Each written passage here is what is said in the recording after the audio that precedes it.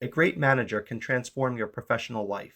They can inspire you, motivate you, and create an environment where you feel valued and empowered to do your best work. But not all managers have these qualities. In fact, a bad manager can have a devastating impact on both individual employees and the entire team. So, how do you identify the signs of a bad manager? And once you do, what can you do about it? Let's dive in and unpack this important topic. First, let's talk about the 7 major signs of a bad manager. The first sign is a lack of communication. Effective communication is the backbone of a healthy workplace. If your manager is vague in their instructions, fails to share important updates, or ignores your concerns, that's a red flag. Poor communication can lead to misunderstandings and a dip in morale, which ultimately affects productivity. Next up is poor leadership skills. A bad manager often struggles to set clear goals or provide guidance. If you find yourself confused about what's expected of you or feel like your input doesn't matter, it can lead to a lack of direction and trust within the team.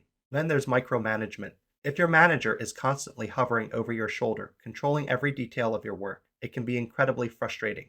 Micromanagement stifles creativity and autonomy, making you feel like you're not trusted to do your job. This can lead to a demotivated team and a lack of innovation.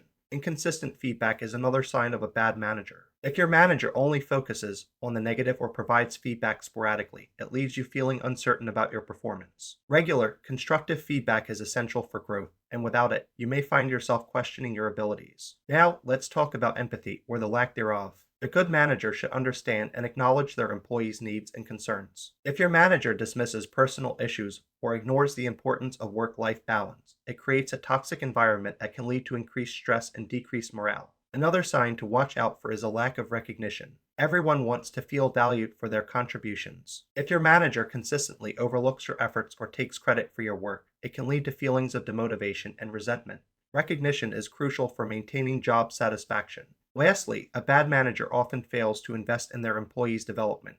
If there are no opportunities for training or growth, they can lead to stagnation and high turnover rates. A good manager knows the importance of nurturing their team's skills and helping them advance in their careers. But those aren't the only signs. Additional indicators of a bad manager include favoritism, a lack of accountability, and an inability to adapt to change. If you notice a high turnover rate within your team, that's a clear sign that something is amiss. So, what happens when you're stuck under a bad manager? The consequences can be severe. You may experience decreased engagement, high turnover rates, and a negative work environment. Your mental health can suffer, leading to increased stress and burnout.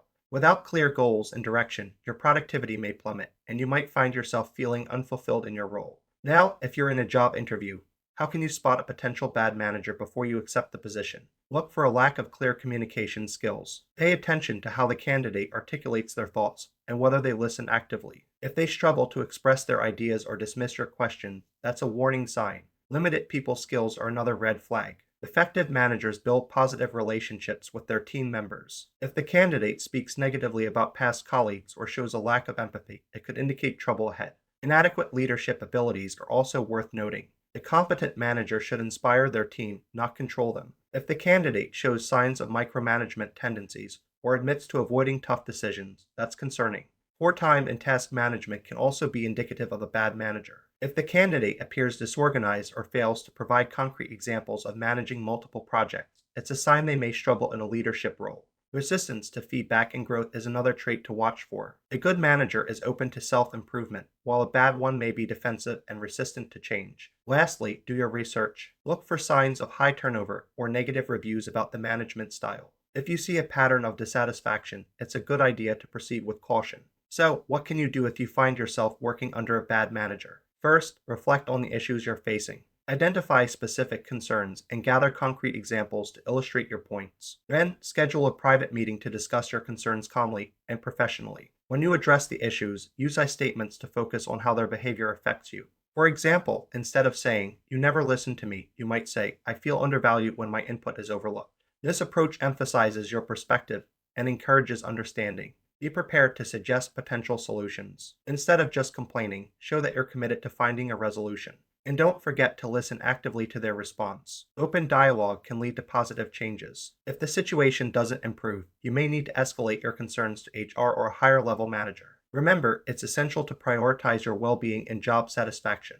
Now, how do you differentiate between a tough but fair manager and a bad manager? A tough but fair manager sets clear expectations and communicates effectively. They provide constructive feedback and support their employees' growth. In contrast, a bad manager may create confusion, apply inconsistent policies, and fail to recognize achievements. A tough but fair manager fosters a positive work environment characterized by trust and accountability. They treat all employees equitably and prioritize their well being. On the other hand, a bad manager may exhibit favoritism and lack empathy, leading to low morale and a toxic atmosphere. If you're dealing with a bad manager, it's essential to focus on your reactions and maintain professionalism.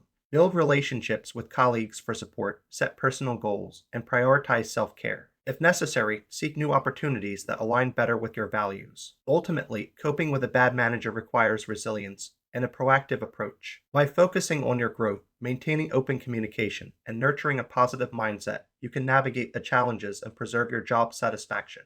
Remember, your professional life is too important to let a bad manager hold you back.